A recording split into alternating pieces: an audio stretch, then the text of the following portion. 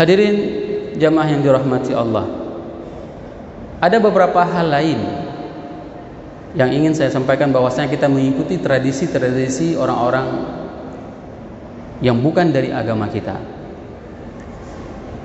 Salah satu hal yang ini menjadi sebuah fenomena apabila itu dikemas di dalam konsep ekonomi, dalam ekonomi kapitalis, di saat seseorang yang menemukan sekali yang menjual air putih itu dikatakan dengan ide brilian, ya. Orang yang pertama sekali, dulu tidak ada. Masa kecil saya, kalau misalnya naik PM Toh, naik Liberty, ya, mau minum air putih tidak usah beli. Misalnya mau pergi misalnya dari semuanya kemana, naik mobil Liberty itu, berdiri di warung, dah sebuah gelas, boleh minum. Menandakan apa? Inilah yang dinamakan dengan peradaban.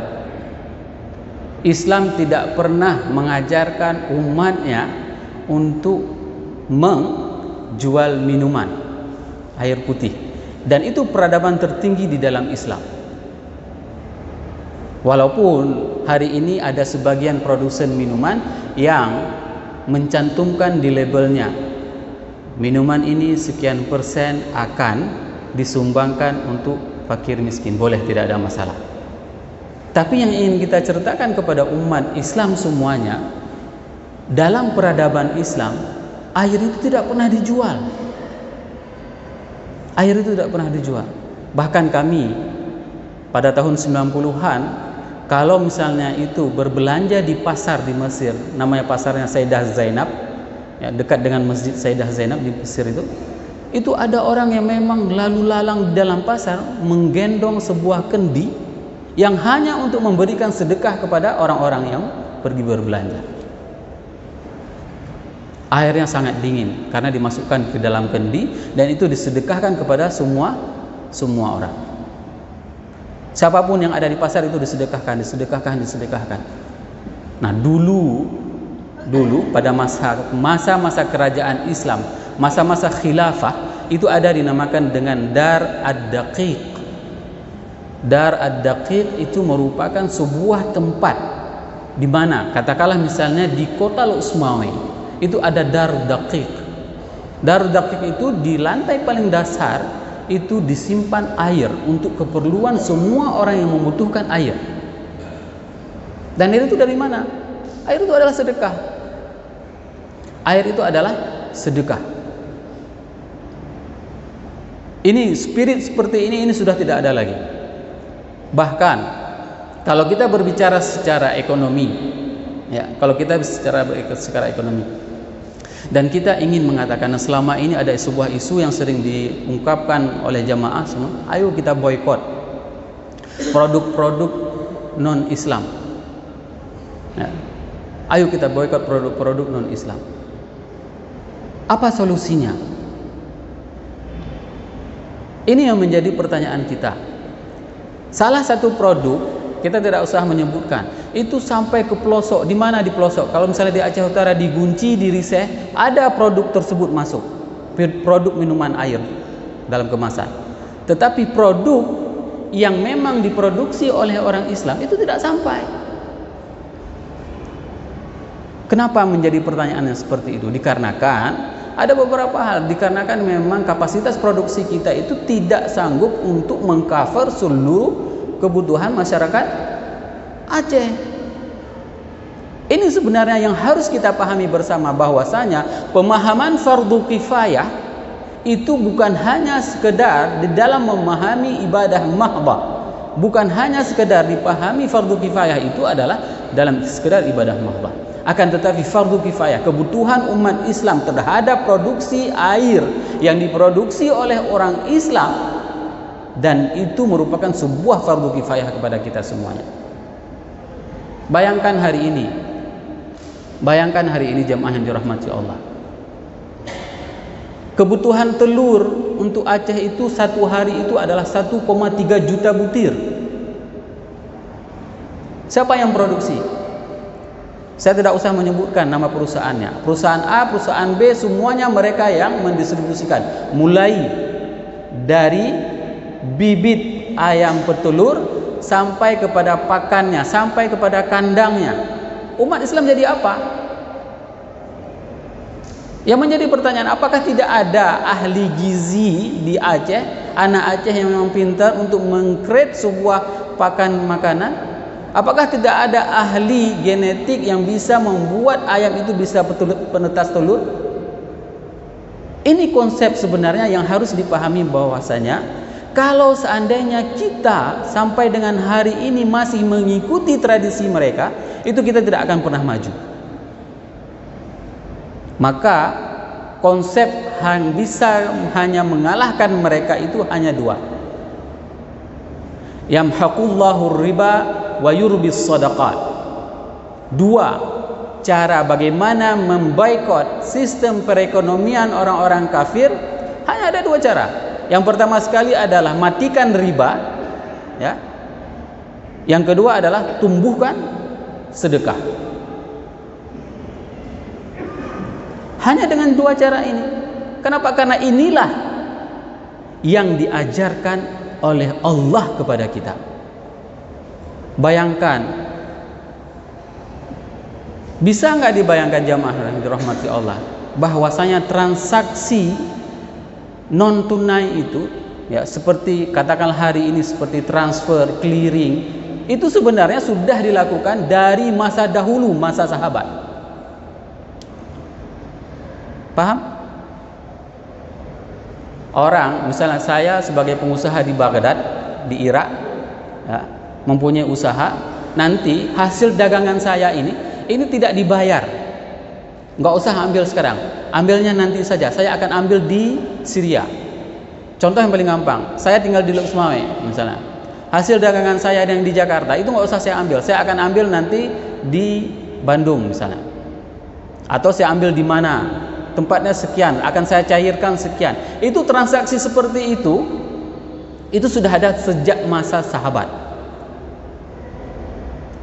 Kenapa? Karena para sahabat tidak menggunakan sistem yang dikreat oleh orang-orang kapitalis seperti hari ini. Ini kan cuma alat saja yang canggih, yang dinamakan dengan mobile banking, SMS banking, internet banking. Dulu umat Islam itu jauh lebih canggih. Kapan mereka bertransaksi semua itu? Kapan mereka melunasi dan kapan mereka mengangkat kontrak? Akadnya itu kapan? Itu mereka lakukan di saat mereka melakukan haji. Coba bayangkan, haji itu bukan hanya sekedar perjalanan melakukan ibadah ritual. Haji itu merupakan tempat bagi para umat Islam untuk melakukan transaksi-transaksi perdagangan. Dari semua para pedagang-pedagang pada saat itu mereka akan mengikat dan akan mencairkan uangnya pada saat musim haji. Kenapa? Karena di dalam Al-Quran sendiri dikatakan bahwasanya boleh mengambil manfaat. Ya, di saat kita melakukan haji boleh kita mengambil manfaat. Manfaat tersebut ditafsirkan oleh para ulama, kalau misalnya kita membuka, adalah transaksi bisnis. Hari ini konsep haji tersebut sudah diubah hanya sebagai perjalanan spiritual, hanya sebagai untuk melaksanakan ibadah saja. Padahal ini merupakan sebuah momen bagi umat Islam untuk bisa menyatukan semua ide-ide mereka. Di saat mereka berkumpul di sana melaksanakan ibadah ritual setiap setahun sekali, dan di sana mereka akan membicarakan berapa kebutuhan, katakanlah daging untuk kota ini, berapa kebutuhan pakaian untuk kota ini, berapa kebutuhan, itu semuanya akan dibuat dalam siklus value chains. Semua data kebutuhan masyarakat itu akan terdata, sehingga para sahabat itu, mereka itu kayanya kaya maksimal. Jamaah yang dirahmati Allah, bahagianya bahagia maksimal. Kalau menikah pun menikahnya maksimal 4. Tidak seperti kita. Atha bin Rabah, salah satu istrinya, ya, itu mendapatkan harta warisan di saat meninggal, ya, itu 2 juta dirham. 1 dirham 60.000. 2 juta dirham. Berarti dia setiap istri mendapat 2 juta, berarti ada 8 juta dirham yang diperolehi oleh istrinya. Dan itu adalah 1/8 dari hartanya, dikarenakan beliau mempunyai anak. Maksimal kayanya para sahabat. Padahal dulu sewaktu menikah pertama, beliau sangat miskin. Tidak ada harta apapun. Kadang-kadang mereka itu sendal jepit pun tidak ada. Yang menjadi pertanyaan, kenapa mereka bisa kaya? Karena mereka menerapkan apa yang diperintahkan oleh Allah dan Rasul. Ini sebenarnya kunci kenapa kita hari ini tidak pernah sukses, baik berbicara dalam skala Aceh maupun secara skala nasional. Kita bercerita tentang perbankan syariah hari ini, tapi stagnan. Perkembangan perbankan syariah itu hanya mencapai pada porsi 5%. Sudah 17 tahun, bahkan lebih. Kenapa? Karena ada sesuatu yang salah di dalam sistem.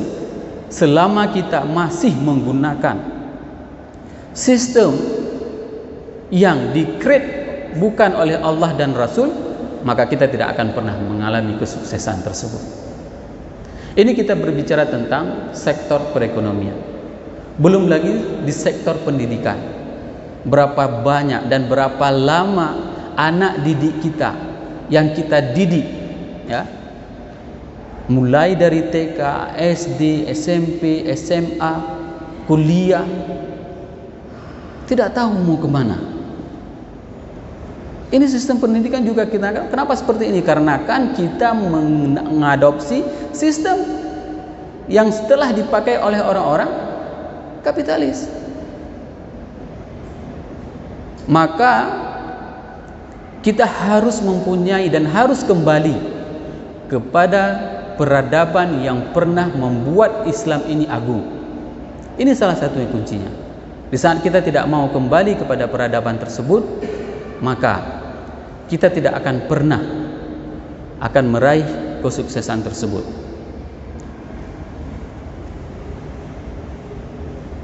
Hadis yang ke-21, an Abdullah